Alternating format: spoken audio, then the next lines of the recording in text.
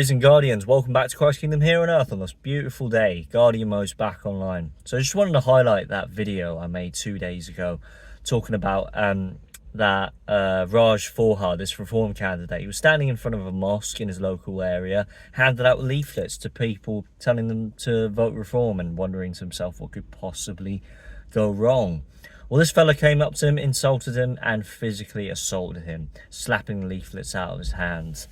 Telling us that, and of course Raj has to say that Reform is not a racist party, pulling that victim racism card. Well, that video went viral, 20k views, so I'm really thankful for all the support you've given me and all the comments and the discussion that was generated from that. It's a really healthy dynamic to see. But I just wanted to expand on the point. So I've been doing a lot of digging, and I say that, but in fact, these truth bombs about reform, they just come knocking at my door. Every single time I get on YouTube, I get on Twitter X, I stumble upon some random article, some random video, just addressing all the issues within reform. So it turns out that Raj Forhar, this reform candidate, is a Bangladeshi nationalist. And Nigel Farage came out with a statement on Twitter X telling us that Raj is an honest individual who supports British values. How can you have a person from a Bangladeshi background who, from the looks of it, has a particularly strong Bangladeshi accent supporting British values? Go figure that one out. This is what Farage is getting his candidates to do. He's trying to get them to pander towards the ethnic minority, to appease the Muslim vote, and he's not willing to politically alienate the Muslim community, but he's perfectly okay to alienate Tommy Robinson supporters, the white British working class who are the bread and butter of this country. They help us to keep this country up and running and continue to function the way it does by calling us that lot and refusing to...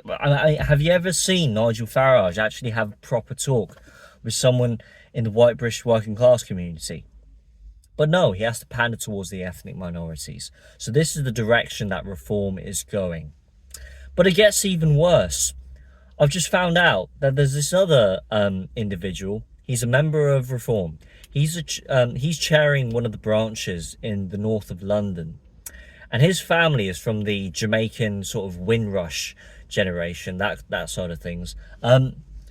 He comes out of the opinion that he is in support for reparations, that he wants to instigate reparations for the people who've suffered under the transatlantic slave trade. And he claims that apparently this problem with slavery has had a massive impact on his personal life as well as his family, and he can feel that level of subconscious racism running through the veins of his family, through his history and through his personal life.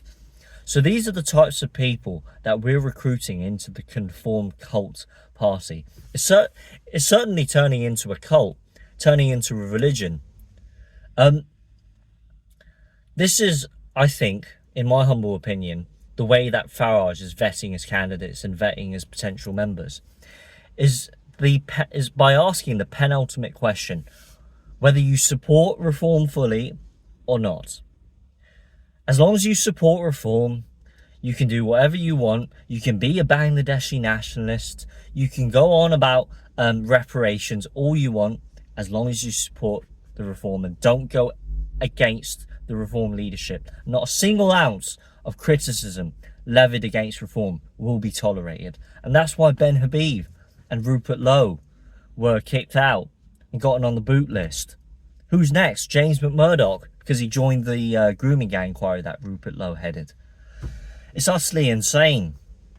They were kicking out these two prominent figures who could have contributed massively to the party, but you simply kicked them out because of one reason, that they weren't happy with the reform leadership and they levied just a slight bit, teeny tiny bit of criticism. You're saying that you want to democratize the party, you get kicked out. You're saying that you've got a problem with Nigel Farage's leadership and that you want an inquiry into the grooming gangs, you get kicked out. That's what's happened to Ben Habib and Rupert Lowe. So they've got this form of two-tier treatment towards its members. Can you imagine when they get into power what kind of two-tier governance they're going to instigate? It's okay to pander towards the ethnic minority. It's okay to have a Bangladeshi nationalist on their party. It's okay to call for reparations, but it's simply not okay, it's completely intolerable to criticize the party's leadership.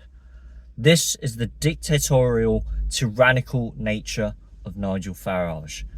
All of these red flags that are popping up all over the place, issues related to reform.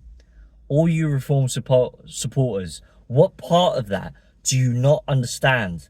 Do you not understand that the Overton window is slowly shifting, and that within reform, they are shifting towards more and more towards the left? They're pandering towards ethnic minorities. They're pandering towards the Muslim community. And they're perfectly okay for having someone to in their party to have the opinion, which is a far left opinion, to hold reparations.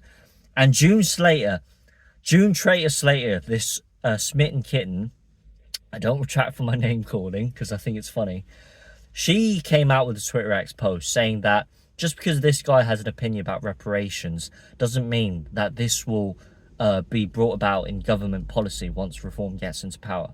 And to some certain extent, I do agree. But you're missing out on the elephant in the room, June. The problem is that him having this strong support for reparations, his opinion is the main problem. That's bad enough. Like, let alone inviting a guy into your party to have an opinion like that. Can you imagine if he actually becomes an MP sitting in the Houses of Parliament? Reform would be perfectly happy for him to push a policy related to instigating reparations for people who suffered under the transatlantic slave trade. This is the problem, guys. This is why you cannot continue supporting reform. And by the way, June Slater actually recognised my channel on one of her videos. I actually watch her videos and I read her posts, so you guys don't have to. Please don't, because you're going to get a headache. And I'm already suffering from PTSD just watching her videos. She was upset that I called her a smitten kitten, and she called me a very young, very immature YouTuber. Well, I'm afraid that June Slater just simply doesn't see the reality of things, and she's bending over backwards, believe it or not, for reform, for Nigel Farage, refusing to acknowledge the truth that Rupert Lowe was completely thrown under the bus, and that he simply kicked him out and called the police on him to investigate on him through false allegations, just because he criticised the leadership. Let that sink in. Let me know what you think, guys. I'm just going to end it here. Guardian Mo's clocking out.